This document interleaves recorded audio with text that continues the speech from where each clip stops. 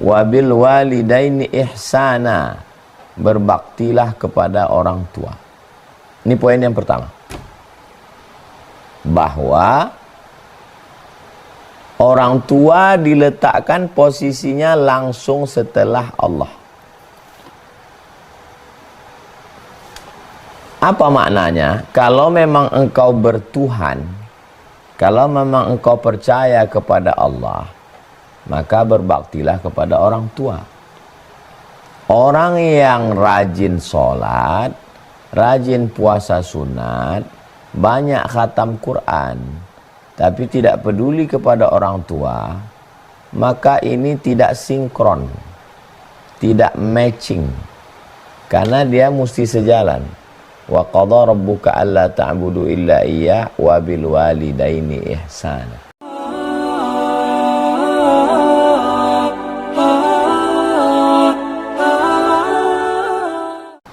Wa qadha rabbuka alla ta'budu illa iyyah.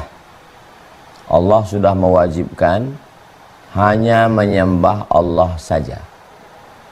Jangan menyembah Lata, Uzza, Manat, Hubal, Jibti, Taghut, Naham.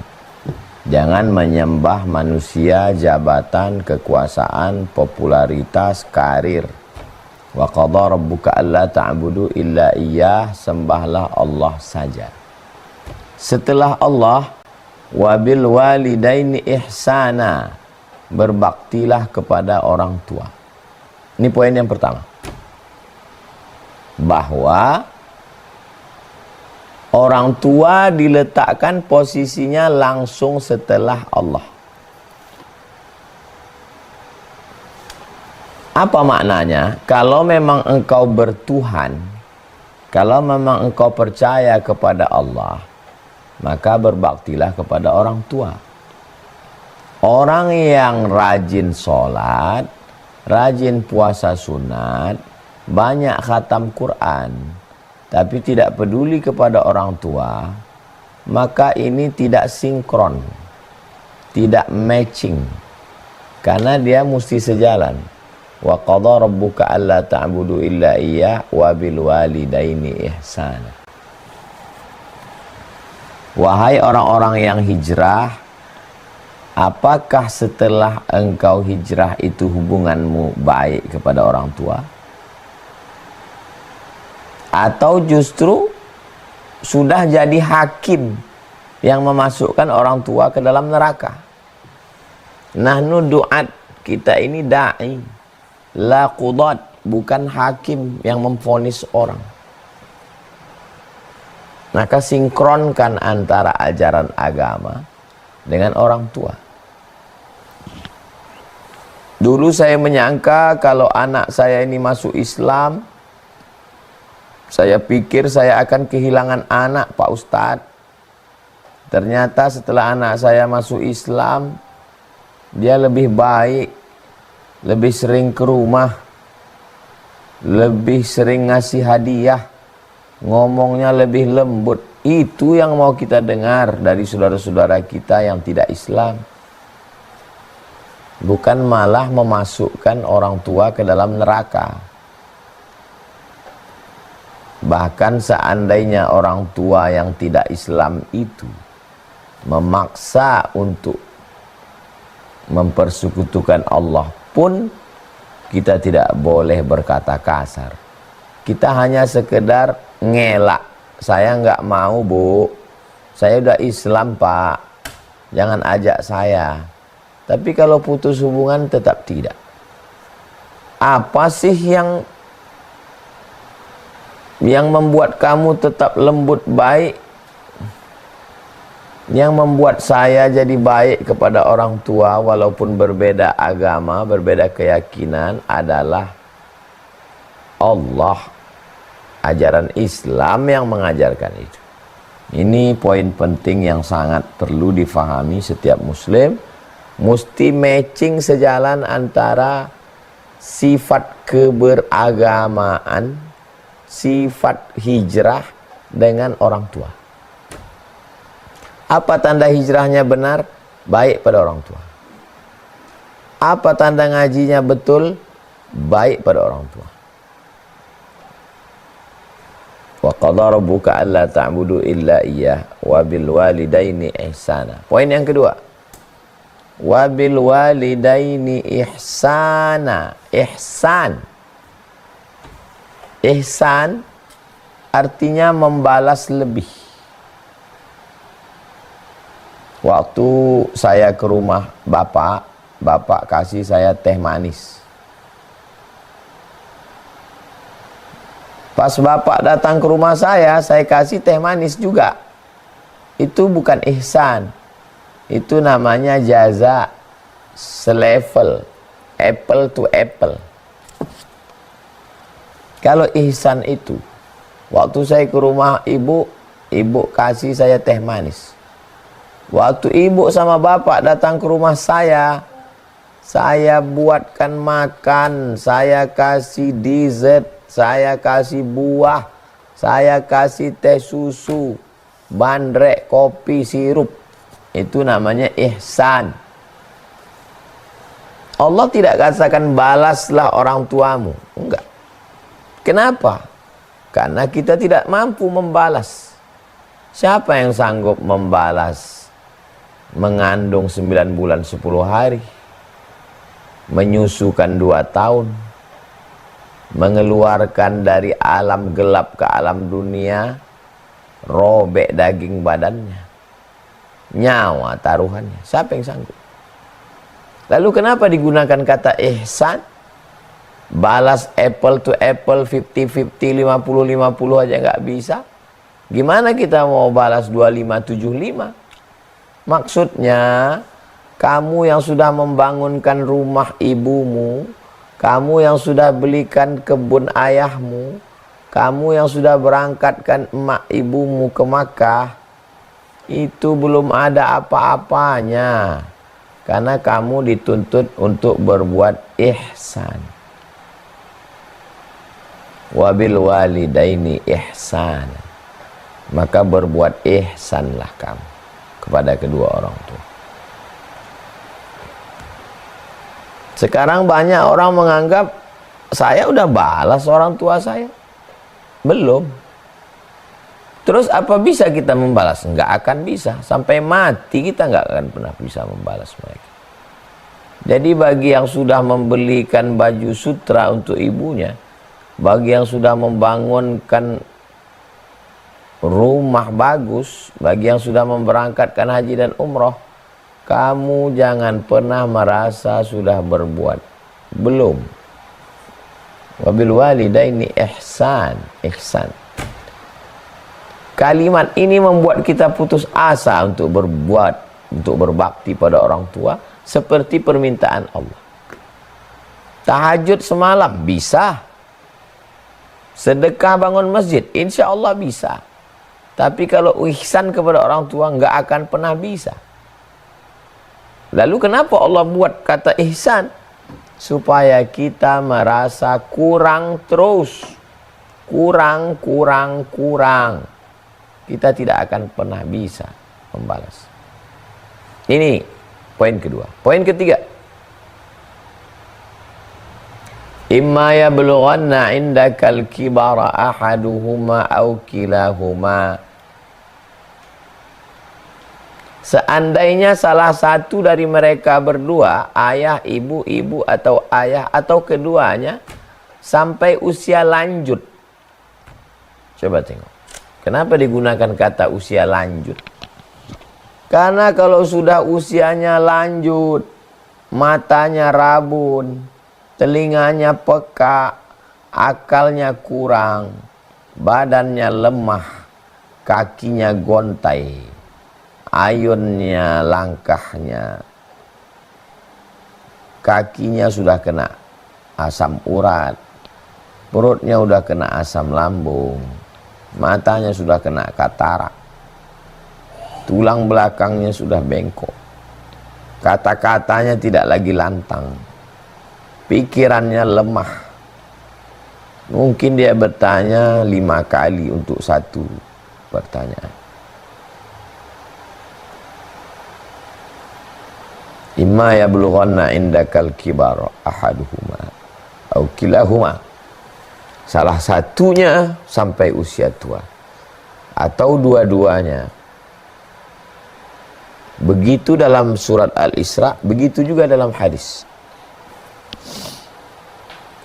Datang malaikat Jibril alaihissalam, lalu Nabi mengatakan amin 3 kali. Amin, amin, amin. Kata sahabat, kami mendengar engkau mengatakan amin, amin, amin. Apa ini? Kami nggak dengar doanya. Kata Nabi, tadi Jibril datang. Malaikat Jibril berdoa, saya aminkan. Amin, amin, amin. Apa doanya? Bu'dan liman azraka Ramadan falam yughfarlah.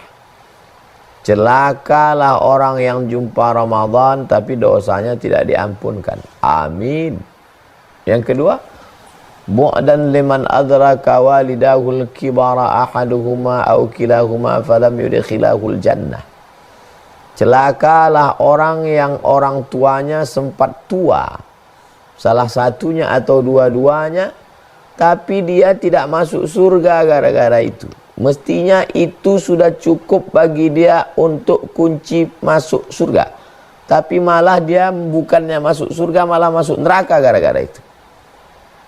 Celaka orang ini, kata Nabi.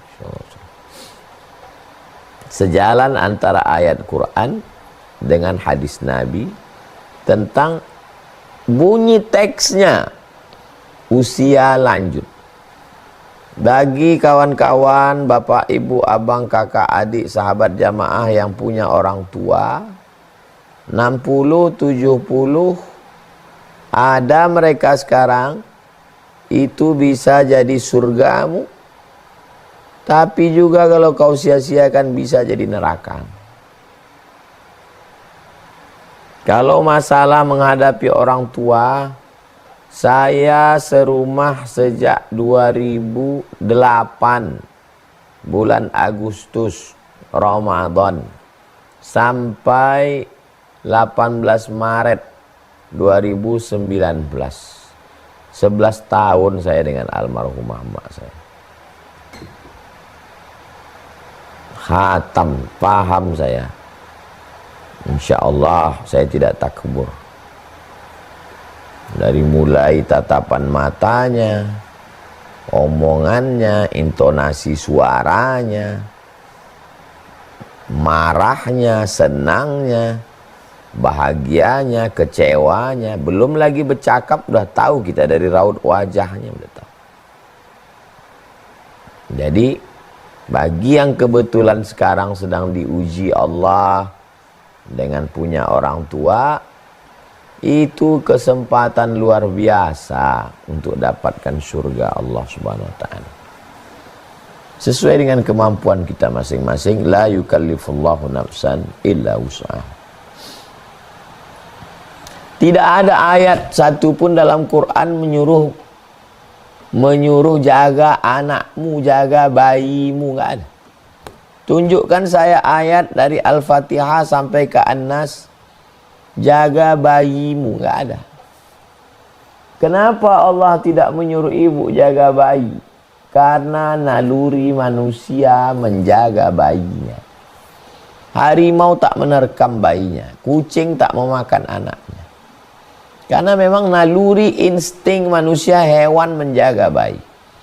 Tapi tentang menjaga orang tua, kenapa dipesankan Allah dalam ayat begitu tegas? Dipesankan Nabi begitu tegas dalam hadis dengan kalimat yang sama kalau mereka nanti sampai usia tua. Karena memang kalau sudah sampai usia tua itu, banyak orang tidak sabar. Kenapa orang sabar menjaga anak? Karena anak buah hatinya, buah cintanya, masa depannya, ada yang dia harapkan dari anak ini.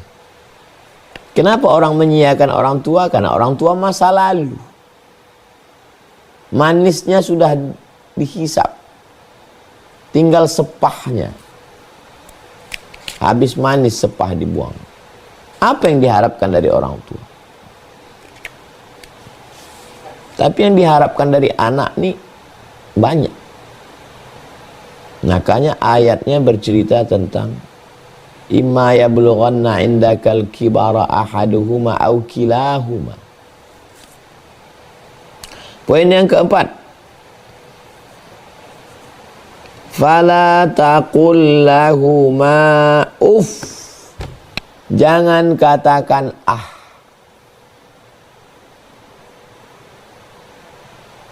Kenapa ayatnya tidak mengatakan jangan pukul, jangan tempeleng, jangan tendang, jangan usir. Jangan katakan ah. Jurus hidup dengan orang tua satu, diam.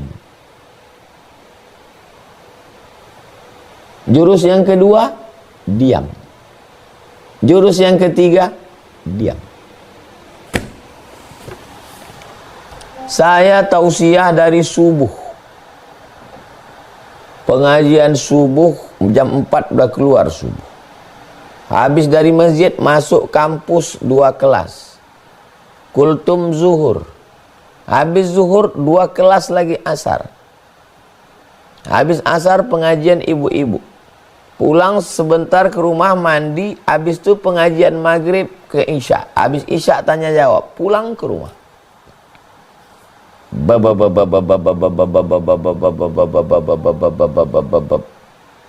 Apa yang saya lakukan? Diam. No comment. Jadi pendengar berita yang baik. Nanti kalau dia capek, dia diam sendiri, dia tidur.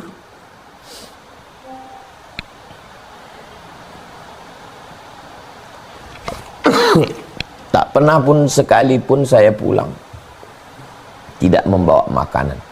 Masalah dia makan tak makan itu. Apalah kau belikan ini sate, aku udah makan tadi. Jangan pikirkan itu. Yang penting kita udah belikan. Sate, mie ayam, bakso, kue pancung, kerupuk, keripik. Jangan pernah kosong sekalipun. Tak usah pikirkan respon dia. Yang kita pikirkan apa yang kita buat. Fala taqul lahuma uff. Jangan sekalipun mengatakan ah. Jangan pernah membantah. Apalagi kalau sampai mendorong. Apalagi kalau sampai memukul. Saya banyak kali dapat video orang memukulkan gayung, menolak sedang makan. Nasi di entah itu konten, entah itu wallahu alam bisawab, tapi itulah yang terjadi sekarang. Menuntut ke pengadilan, ya Allah, la haula wala quwata illa billah. Menuntut ke pengadilan. Anta wa maluka li abik. Engkau dan hartamu punya bapakmu. Sedangkan kau aja punya bapakmu, apalagi hartamu. Menuntut ke pengadilan.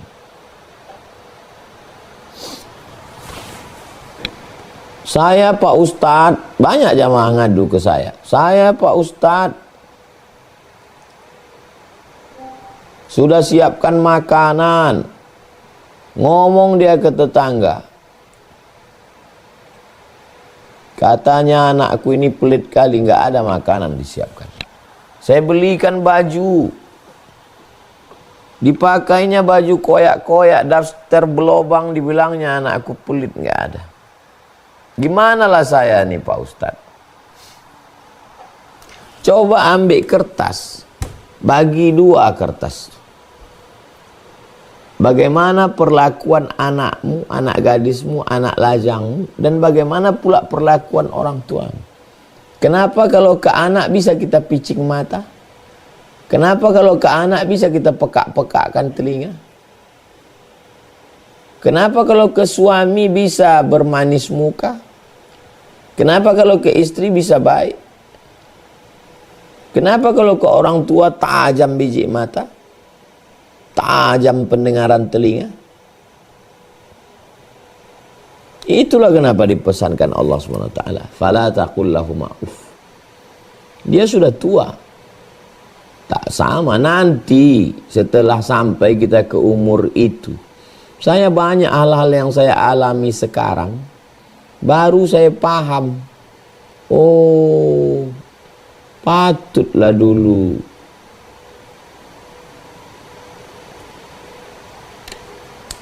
banyak yang kita pahami setelah kita sampai ke umur itu, ke usia itu. Tapi saat kita mau melakukan sesuatu, dia udah tak ada lagi. Itulah yang paling menyakitkan. Itulah yang azab itu. Azab itu dalam bahasa Arab artinya al-man'u. Man'u itu artinya kita mau berbuat tapi nggak bisa. Itulah azab. Azab itu bukan diazab, dibakar. Azab itu maksudnya kita mau balas tapi dia udah nggak ada lagi. Nah, itulah yang azab itu. Duit kita ada, mau kita bawa dia makan ke restoran yang mewah-mewah, yang pakai AC yang enak-enak. Mau kita bawa dia jalan-jalan, tapi dia nggak ada lagi. Itulah yang azab paling mengerikan. Itu ke dalam itu azab. Itulah yang namanya air mata jatuh ke dalam. Sakit itu luar biasa. Azab itu al-man'u, tercegah. Nggak bisa kita melakukan. Itulah namanya azab. Maka selagi masih ada, faqla taqul lahuma uff. 5. Wala tanharhuma. Jangan kasar, jangan bentak. Diam, apalagi diam, apalagi diam. Kalau kita mau menyampaikan sesuatu, cari mulut orang. Di antara semua keluarga ini, siapa yang cakapnya kira-kira dia dengar? Kakaknya, ponakannya, siapa yang orang masuk cakap ke dia? Kita pakai mulut dia. Otaknya otak kita. Kita bisikkan dia, tolong kau sampaikan. Jangan kita yang ngomong. Walaupun kita profesor, doktor, ustadz, di mata dia kita bukan siapa-siapa. Di mata dia kita anak kecil yang dulu digendong. Saya dengar langsung itu. Kata mak saya, aku tak pernah menengok kau besar.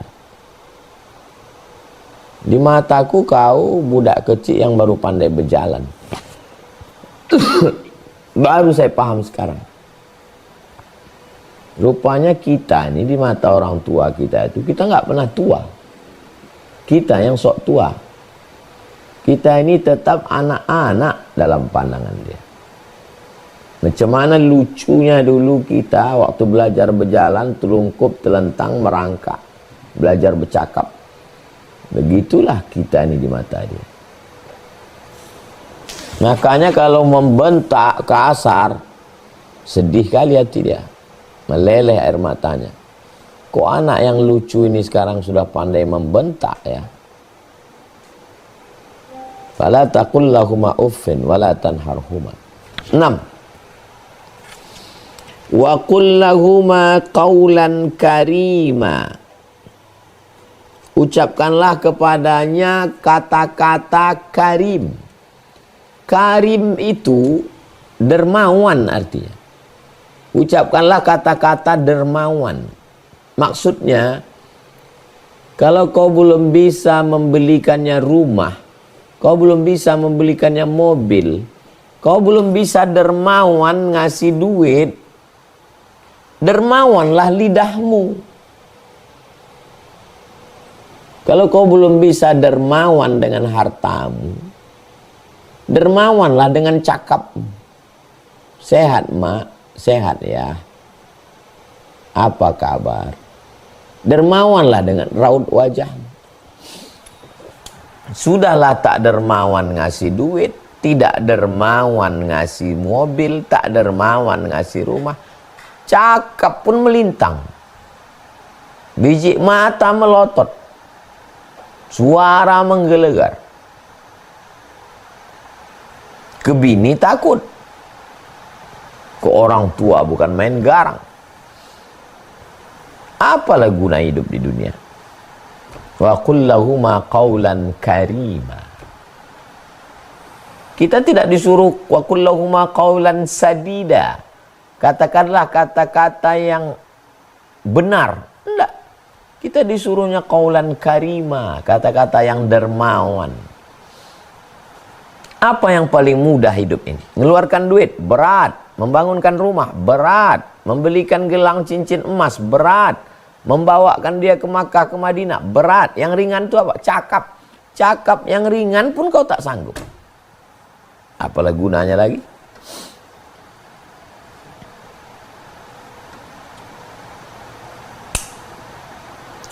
Poin yang ke-7. Seandainya dia tak Islam, diajaknya engkau mempersekutukan Allah, ayo kau ke dukun, katanya. Poin ke-6 sekarang. Wa in jahadaka ala an poin ke-7 sekarang, 7. Wa in jahadaka ala an tusyrika bi ma laysa laka bihi ilmun. Seandainya diajaknya engkau mempersekutukan aku, kata Allah. Diajaknya engkau, surat Luqman ayat 15. Seandainya diajaknya engkau ke dukun, diajaknya engkau menyembah Lata, Uzza, Manat, Ubal, Jibti, Tawud, bolehkah kau melawan? Fala tuti'huma, jangan ikut. Tak ada pancunglah kepalanya, usirlah dia, enggak ada. Fala tuti'huma, kau hanya sekedar jangan ikut. Ayatnya belum titik, masih koma. Fala tuti'huma wa sahibhuma fid dunya ma'rufa. Tetaplah engkau bergaul baik dengan dia. Ma'rufa dari kata urf, baik. Urf artinya tradisi. Kalau tradisi di kampung itu biasa belikan baju, belikan gelang, belikan motor, bangunkan rumah. Kau tetap lakukan itu. Walaupun dia memaksamu, walaupun dia mengajakmu, jangan kau lawan.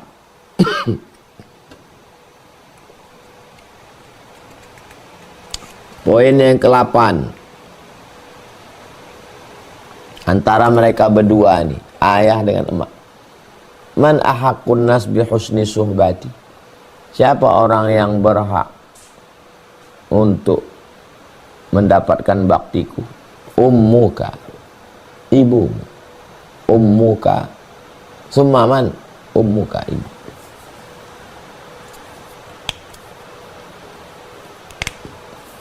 Ibu. 9.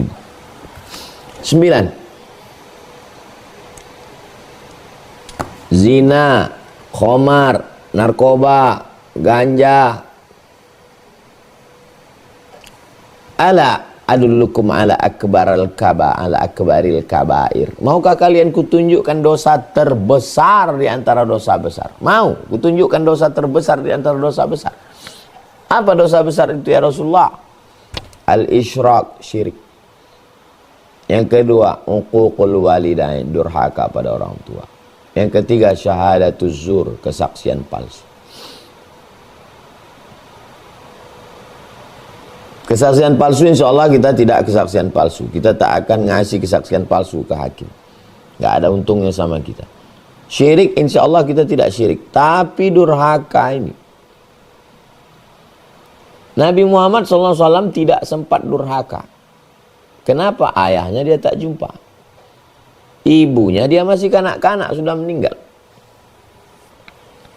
Maka saudara-saudara saya yang yatim piatu, yang tak sempat jumpa ayah, tak sempat jumpa ibu, bersyukurlah kalian pada Allah.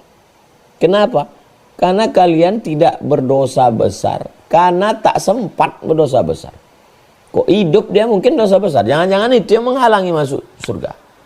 Tak sempat buat dosa besar. Kenapa? Aku tak sempat berdosa aku ke ayahku Pak Ustadz. Aku pun tak sempat buat dosa ke emakku Pak Ustadz. Meninggal dia waktu aku masih kecil. Nah, itu yang paling. Tapi takdir kan tak bisa kita request, tak bisa kita pesan. Jadi yang sudah sempat berdosa macam mana? Minta ampun, minta maaf. Insya Allah dibukakannya pintu maaf. Mungkin cakapnya kasar, hatinya pasti baik. 10. Saya selalu ditanya orang, apa amalan Ustadz? Apa zikir Ustadz? Apa riyadhah Ustadz? Saya bilang saya tak punya amalan. Amalan khusus gitu nggak ada.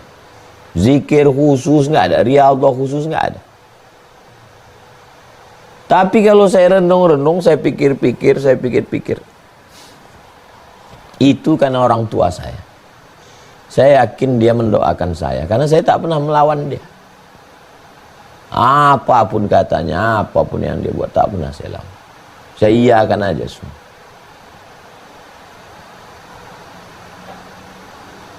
Mungkin doa dia lah, didoakannya saya. Lebih dari itu tak ada. Makanya kalau mau dicari, saya katakan amalan khusus tak ada, zikir khusus tak ada, riyadhah khusus tak ada. Tapi kalau mau dicari-cari, mungkin doa ibu saya.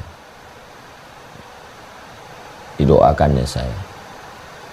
Jadi ibu-ibu yang punya anak, doakan anak ibu. Anak-anak yang punya ibu, yang punya ayah, jaga mereka sampai lembut hatinya, didoakannya kita. Saya baru pulang dari Sarawak. Turun kami di Sabah, dari Sabah jalan kami ke Sarawak. Sampai di kota terakhir Sibu. Di Sibu kami bertemu dengan jamaah. Dijumpakan saya dengan ibu umur 88 tahun. Duduk kami berfoto. Oh, beruntungnya Pak Haji, emaknya masih hidup, 88 tahun. Lama saya duduk temenung. Beruntungnya Pak Haji ini masih ada emaknya 88 tahun. Kalau ada tuah di badan, pasir digenggam menjadi intan. Jadi bagi yang ada orang tuanya, bersyukurlah kalian. Bagi yang sudah tak ada, ya tidak putus. Tidak putus bakti kita kepada orang tua. Saya dalam perjalanan pulang, ada orang mau WA. Mak ayah kami sudah meninggal Ustadz. Apa yang bisa kami lakukan? Ini saya balas WA-nya.